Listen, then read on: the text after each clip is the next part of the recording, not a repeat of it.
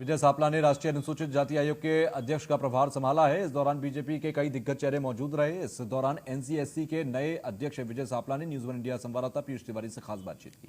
राष्ट्रीय अनुसूचित जाति आयोग के अध्यक्ष हैं विजय सांपला जी। सर, आज आपने पदभार ग्रहण किया, क्या कुछ प्राथमिकता रहेगी आपकी?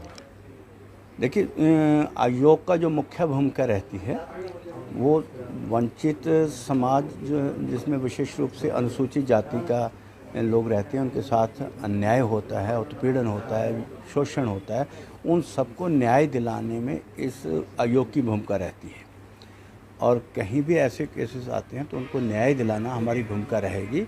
और चाहे वो केंद्र शासित विभाग हों, चाहे अर्ध सरकारी विभाग हों, और चाहे प्रदेश के द्वारा सरकारों द्वारा चलाने वाले विभाग हों, उन सब में कहीं भी कर्मचारी जो अनुसूचित जाति से संबंधित हैं उनके ऊपर कहीं उनके रुकावट आती है तो उनको न्याय दिलाना इसका काम रहेगा।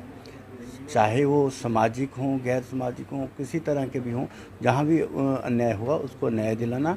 और साथ में सरकार की जो योजनाएं होती हैं, केंद्र सरकार द्वारा या प्रदेशों द्वारा जो क्रियान्वित की जाती हैं, उसका सही से क्रियान्वयन हो, उसका भी कहीं गलत उसका उपयोग ना हो, इसका भी ध्यान रखते हुए उसके लिए भी हम समय समय पे अपनी बात करें। सर, अगर उत्तर प्रदेश की बात करें तो उन्नाव कांड आपने देखा, हाथरस देखा, आप कितना मानते हैं योगी सरकार कितनी सख्त एक्शन और जल्दी एक्शन लेती है इस मामले में, दलितों के मामले में? कि उन्नाव के लिए भी बात कहूँ तो जो मुझे जानकारी मिली है तो कि दो बहनें जो थी आपस में रिश्तेदार थी, उनकी हत्या हुई है और एक कोमा में थी, आईसीयू में थी, और अभी शायद वो आईसीयू से बाहर भी आ गई।